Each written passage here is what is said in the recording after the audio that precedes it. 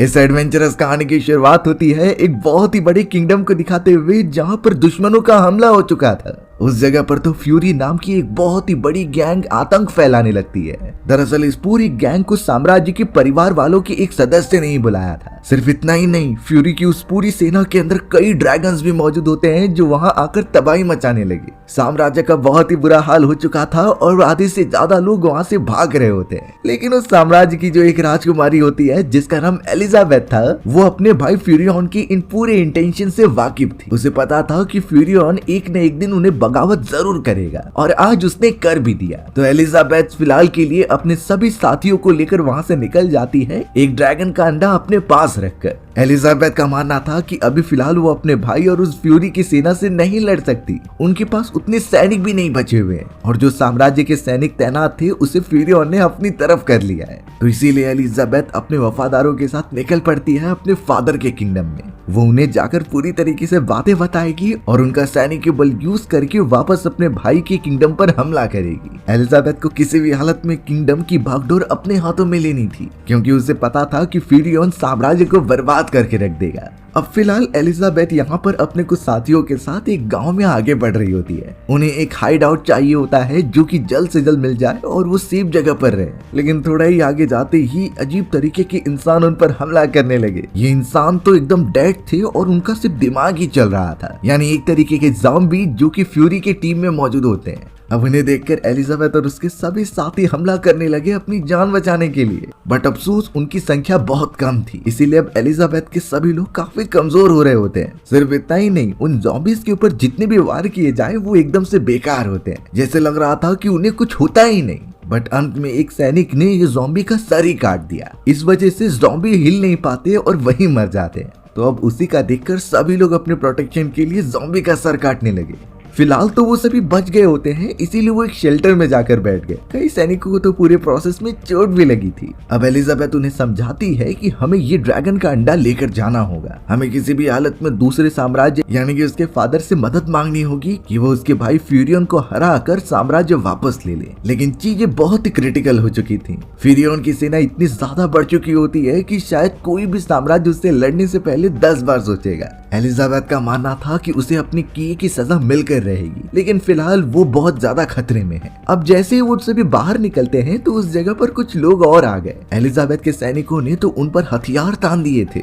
लेकिन उन लोगों ने बताया कि वो यहाँ पर हमला करने नहीं, बल्कि वो तो सैनिकों से अपनी जान बचाकर यहाँ आ रहे हैं। उन सभी लोगों ने बताया कि हम महल की तरफ जा रहे थे जहां वो सेफ रहेंगे। बट एलिजाबेथ कंफर्म करती है कि महल भी अब सेफ नहीं रह चुका है। वहां पर फ्यूरी की सेना और ड्रैगन्स मौजूद हैं जो तुम्हें एक ही बार में कच्चा चबा जाएंगे। तो इसीलिए एलिजाबेथ ने उन सभी को अपने साथ मिला लिया और वहां से निकल पड़े अपने फादर के साम्राज्य में जाने के लिए। पर अब सभी लोग बहुत ज्यादा डरने लगे, क्योंकि आसमान में एक बड़ी सी आकृति वहां पर आ रही थी। ये कोई और नहीं बल्कि एक खतरनाक ड्रैगन होता है जो सीधा उड़ते हुए उस जगह पर लैंड कर रहा था। उसे देखकर तो एलिजाबेथ के सैनिक भी काफी चौंक गए और पीछे हटने लगे। वो ड्रैगन बहुत ही गुर्रा रहा था और उन पर अटैक करने की कोशिश करता है। बट एलिजाबेथ को ये पता चल चुका था कि वो ड्रैगन उसके अंडे को लेने आया है, इसीलिए उसने सैनिकों को बोलकर वो अंडा सामने रख दिया। ड्रैगन ने तुरंत ही अंडे को उठाया और वहां से उड़ते हुए चला जाता है, यानी वो सच में अंडे के पीछे ही था जो शायद उसका बच्चा हो सकता था। अब यहाँ एलिजाबेथ के पास वो अंडा भी नहीं है, यानी उन्हें खाली हाथ साम्राज्य में जाना होगा। पर वो सभी से वादा करती है कि वो फ्यूरी साम्राज्य और उसके सैनिकों को खत्म करके ही रहेगी। उन्हें अपना किंगडम वापस लेना है, क्योंकि उसका भाई अपने साम्राज्यवासियों पर बहुत ही अत्याचार करेगा। एलिजाबेथ और उनके सारे सैनिक जब थोड़ा आगे ही बढ़ रहे थे तो उन्हें एक बहुत ही बड़ी सेना दिखाई दी ज़ॉम्बीज़ की।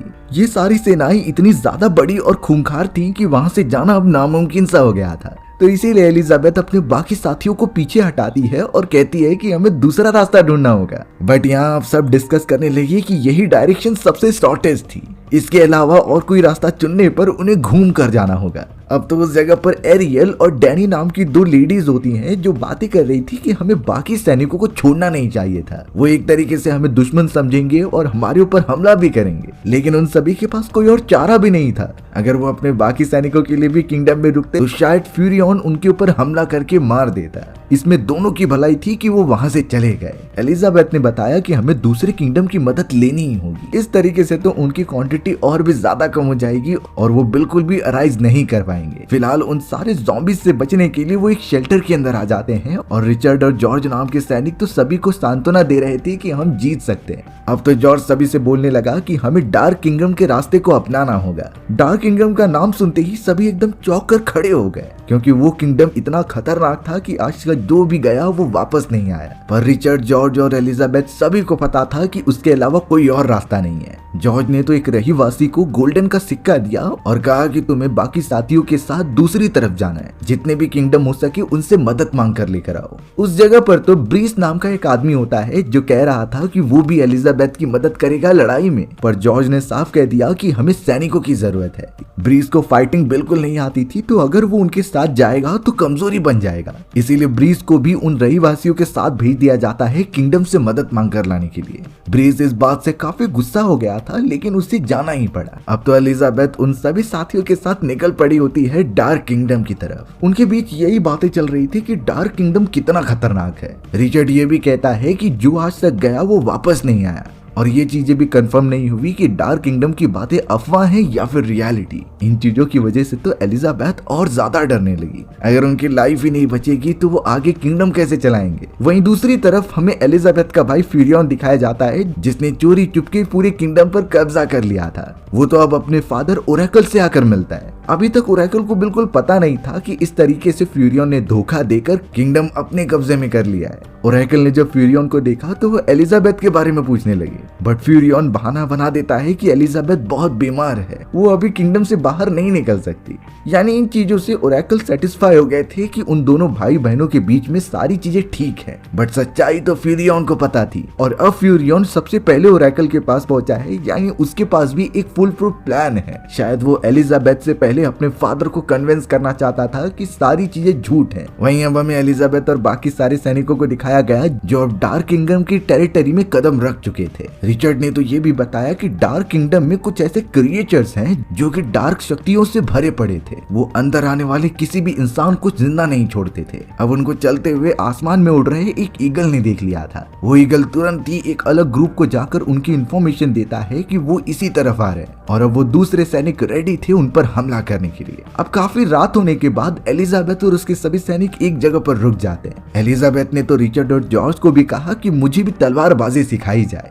क्योंकि अगर उनके ऊपर हमला हुआ तो वो अपनी प्रोटेक्शन कर पाएगी। तो अब जल्द से जल्द एलिजाबेथ को भी अच्छी ट्रेनिंग दी जाने लगी, जिससे वो बहुत कम समय में सीख भी जाती हैं। काफी रात हो चुकी थी और जॉर्ज उनका बहुत ही अच्छी तरीके से ख्याल रखता था, क्योंकि एलिजाबेथ के फादर ने जॉर्ज को ये जिम्मेदारी दी होती है कि वो एलिजाबेथ का हर मुश्किल में ख्याल रखे। अब सीधा सुबह होने पर सभी निकल पड़ते हैं डार्क किंगडम की तरफ, जो देखने में इतना डार्क लग रहा था कि वहाँ पर कुछ दिखाई न दे। पर अब उन सभी की मजबूरी थी कि उन्हें इसके अंदर जाकर अपने किंगडम तक पहुंचना होगा। शायद उनमें से कोई भी वापस भी न लौट पाए, ये तो उनकी तकदीर होगी, बट उन्हें कोशिश तो करनी है। इसीलिए अब वो सभी अंदर की तरफ चले जाते हैं। अब हमें यहाँ पर फेरियन दिखाया जा रहा था, जो अपने सभी आदमियों पर बहुत ज्यादा चिल्लाता है, क्योंकि वो अभी तक एलिजाबेथ को मारने में कामयाब नहीं हुए। फेरियन इसी वजह से भी गुस्सा हो रहा था, क्योंकि एक एलिजाबेथ ही है जो उसके साम्राज्य की दूसरी वारिश है। अगर वो किसी भी तरीके से खत्म हो गई तो उसके साम्राज्य पर पूरी तरीके से उसका अधिकार होगा। लेकिन अब फेरियन जरा भी रिस्क नहीं ले सकता था। उसने अपने नॉर्मल सैनिकों को छोड़कर फ्यूरी के कुछ सैनिकों को भेज दिया, जो कि उस डार्क फॉरेस्ट में जाकर उन सभी पर हमला करेंगे। यानी उन सभी पर नॉर्मल जानवरों का नहीं, बहुत ही खतरनाक क्रिएचर्स का हमला होने वाला है। अब हमें उन रहीवासियों को दिखाया जाता है जिसे कि जॉर्ज ने कुछ पैसे देकर दूसरे साम्राज्य से मदद मांगने के लिए कहा था। वो सभी दूसरे साम्राज्य के लीडर के पास पहुंच जाते हैं, लेकिन यहाँ उनसे एलिजाबेथ के लिए मदद मांगने की बजाय वो खुद की मदद मांग रहे थे। उन्होंने गोल्डन सिक्का उस साम्राज्य के लीडर को दे दिया और कहा कि हमें सेफ जगह पर लेकर चलो। यानी एक तरीके से उनके भी रहीवासियों ने एलिजाबेथ को धोखा दिया है। वो सब लीडर इस बात के लिए राजी हो जाते हैं और उन सभी को अपने नाव पर बिठाकर किंगडम में लेकर जाते हैं। शायद अभी तक उनका ही किंगडम सबसे सेफ था इन सारी झगड़ों से। हमें तो थोड़ी देर बाद ब्रीस नाम का वही आदमी दिखाया जाता है जो एलिजाबेथ और उसके साथियों का डार्क किंगडम में पीछा कर रहा था। दरअसल ब्रीस को तो जॉर्ज ने उन सभी रहीवासियों के साथ ही जाने के लिए कहा था, लेकिन ब्रीस साबित करना चाहता है कि वो भी योद्धा है, वो उन सभी की मदद कर सकता है। अब फ्यूरी नाम का वही खतरनाक इंसान जिसकी पूरी क्रिएचर्स की गैंग थी, उसे अब इतना पता चल चुका था कि डार्क फॉरेस्ट के अंदर कई लोग वहां पर आ चुके हैं। तो अब उन पर हमला करके उन्हें खत्म करने के लिए कुछ क्रिएचर्स को वो भेज देता है। एलिजाबेथ और उसकी पूरी टीम धीरे धीरे आगे बढ़ते रहती है, लेकिन उन्हें नहीं पता कि कितने खतरनाक क्रिएचर्स उनकी तरफ आ रहे हैं। अब जैसे ही वो सभी फॉरेस्ट के आधे रास्ते तक क्लियर करते हैं, तब अचानक बड़े बड़े बालों वाला एक क्रिएचर उनकी तरफ भागते हुए आ रहा था। इस क्रिएचर के नुकीले नाखून थे, जैसे कि अगर ये किसी को टच कर ले तो उसकी बॉडी काट कर रख दे। सभी उसके लिए तैनात तो हो गए, लेकिन क्रिएचर किसी को देखकर वापस भाग गया। अब ये नहीं समझता कि इतना खतरनाक क्रिएचर किससे डर रहा था। जरूर उनके आसपास कुछ और भी क्रिएचर्स होंगे जो उससे ताकतवर हो सकते हैं, नहीं तो वो क्रिएचर हमें नुकसान पहुंचाए बिना नहीं जा सकता था।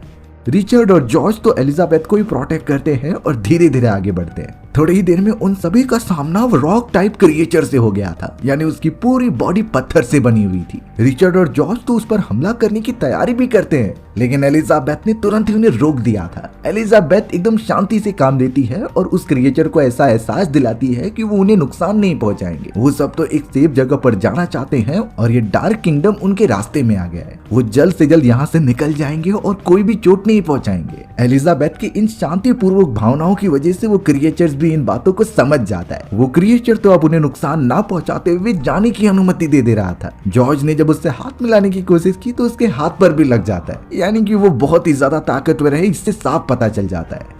जॉर्ज ने तो एलिजाबेथ को साफ साफ समझा दिया कि हर एक क्रिएचर इसके जैसा शांत नहीं होगा। आगे ऐसे भी खतरनाक क्रिएचर्स मिल सकते हैं जिनसे शांतिपूर्वक बात करने पर भी वो हम पर हमला करेंगे, इसीलिए अब सारी प्रिकॉशंस बरतते हुए वो आगे बढ़ने लगे। क्रिएचर्स की एक बहुत ही बड़ी सेना जो ज़ॉम्बी की तरह दिख रही होती है वो उनके ऊपर हमला कर देती है। अब इतने ज़ॉम्बी से अकेले तो कोई नहीं लड़ पाएगा, इसीलिए सभी कोऑर्डिनेटिवली एफर्ट डालते हैं और उन ज़ॉम्बी से फाइट करने लगते हैं। कई ज़ॉम्बी तो एरिल नाम की उस लेडी को भी उठाकर लेकर चले जाते हैं जो उनकी टीम की मेंबर थी। जॉर्ज और रिचर्ड भी अपनी पूरी कोशिश कर रहे थे उन्हें खत्म करने की। यहाँ तक कि एलिजाबेथ को भी जो फाइटिंग स्किल सिखाई गई होती है वो उनका बखूबी इस्तेमाल कर रही थी। वो सभी ऑलमोस्ट ज़ॉम्बीज को तो हरा देते हैं, लेकिन शायद अब उनका लीडर आ चुका था। वो लीडर कई लोगों को डैमेज पहुंचाता है और इवन वो उन्हें हराने ही वाला था, लेकिन डैनी ने पीछे से उसका गला पकड़ लिया और रिचर्ड और जॉर्ज यहाँ अच्छे मौके का फायदा उठाकर तुरंत ही उस पर हमला करते हैं। ज़ॉम्बी के उस लीडर को भी खत्म कर दिया गया था। अब सब कुछ ठीक होने के बाद फिर से वो सब आगे बढ़ने लगे।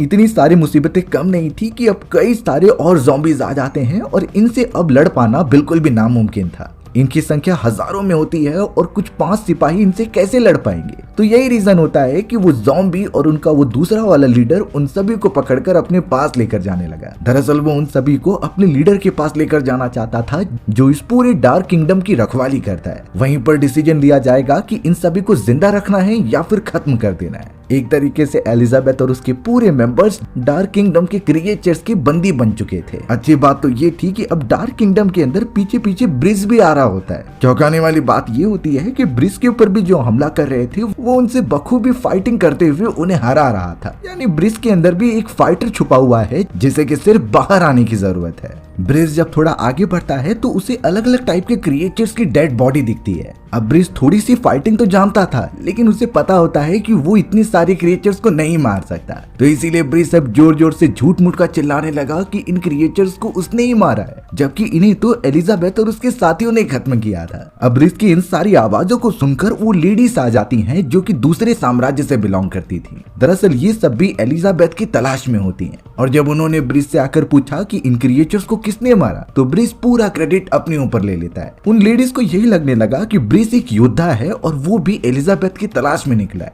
तो वो सारे मेंबर्स ब्रिज को नुकसान ना पहुंचाते हुए उसे अपनी टीम में शामिल कर लेते हैं, क्योंकि दोनों का मकसद तो एक ही था, एलिजाबेथ को पकड़ना।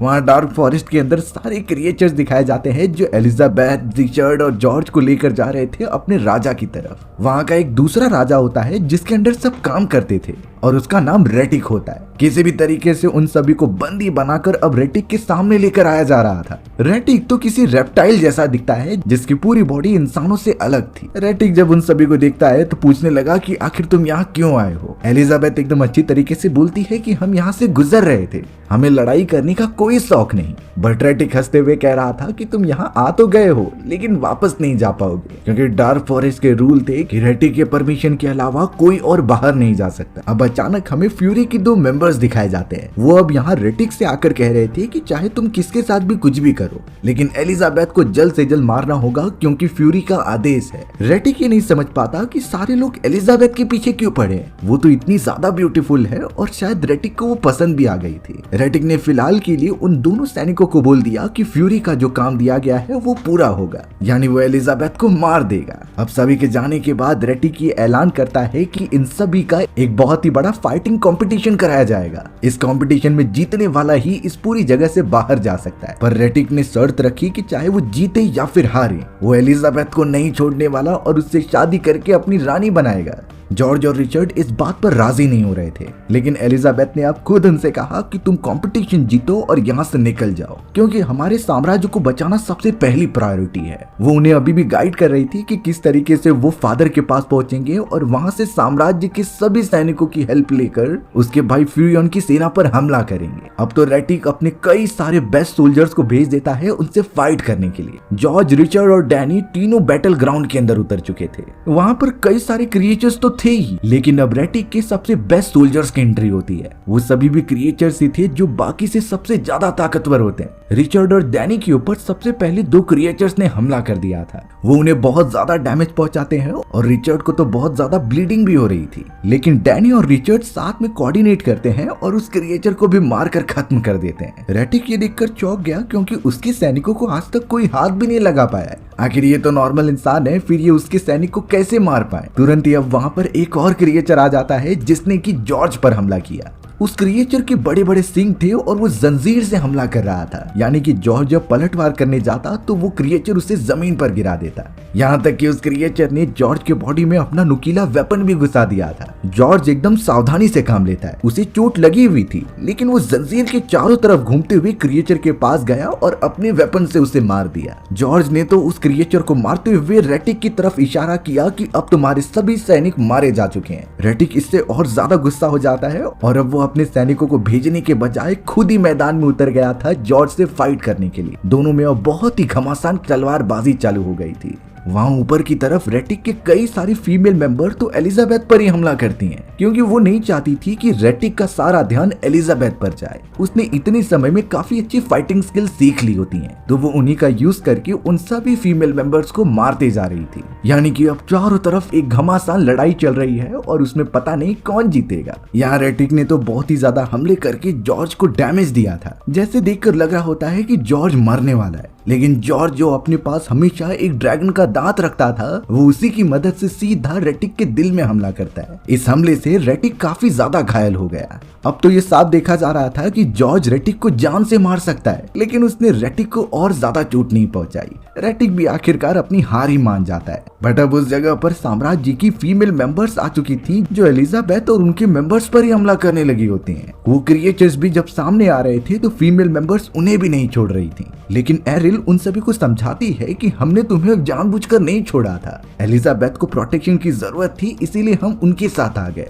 अब इन चीजों को समझाने के बाद साम्राज्य की सारी फीमेल्स मेंबर अच्छे से समझ जाती हैं। वहां पर तो अब वो रॉक टाइप वाला क्रिएचर भी आ चुका था जो सभी को शांत करता है, क्योंकि आपस में लड़के कुछ फायदा नहीं होने वाला। अब उस जगह पर फ्यूरी के जो 2 सैनिक आए थे, उसके थ्रू फ्यूरियन बोल रहा था कि अब तुम सब नहीं बचने वाले। मैं धीरे धीरे डार्क मैजिक का यूज करके सभी को कंट्रोल में करूंगा और पूरी पृथ्वी पर राज करूंगा। फ्यूरियन इसीलिए ओवर कॉन्फिडेंट हो रहा था क्योंकि उसके पास फ्यूरी का सपोर्ट होता है। फ्यूरी काफी सारे डार्क मैजिक और उसके पास क्रिएचर्स की बड़ी बड़ी सेनाएं थी। अब एलिजाबेथ सभी को समझाती है कि हमारा मेन दुश्मन फ्यूरियन है। फ्यूरियन ने ही फ्यूरी की मदद लेकर उसे गुमराह किया है हम सब पर हमला करने के लिए। तो इसीलिए एलिजाबेथ कहती है कि हमें एक दूसरे से लड़ाई करने के बजाय साथ मिलकर लड़ना चाहिए, वो भी फ्यूरियन और फ्यूरी के खिलाफ। अब इस पूरी जंग में रेटिक और उसकी पूरी सेनाएं भी एलिजाबेथ के साथ हो गई थी, यानी उनकी सेना का स्ट्रेंथ और ज्यादा बढ़ जाता है। उनमें से हर एक मेंबर अब रेडी था एक बड़ी जंग के लिए। अब दूसरी तरफ हमें फ्यूरियन दिखाया जा रहा था जिसने कि अपने फादर को ही कैद करके रख दिया है। फ्यूरियन तो अपने फादर को सब कुछ बताता है कि कैसे वो एलिजाबेथ को मारकर इस पूरे साम्राज्य को अपने कब्जे में करेगा। साथ ही साथ उसके पास फ्यूरी का सपोर्ट है और वो डार्क मैजिक की मदद से सभी को कंट्रोल भी कर सकता है। हालांकि फ्यूरियन के फादर उसे समझाने की कोशिश कर रहे थे कि तुम सत्ता की लालच में एकदम पागल हो चुके हो, तुम्हें एलिजाबेथ के साथ मिलकर पूरे साम्राज्य को चलाना चाहिए।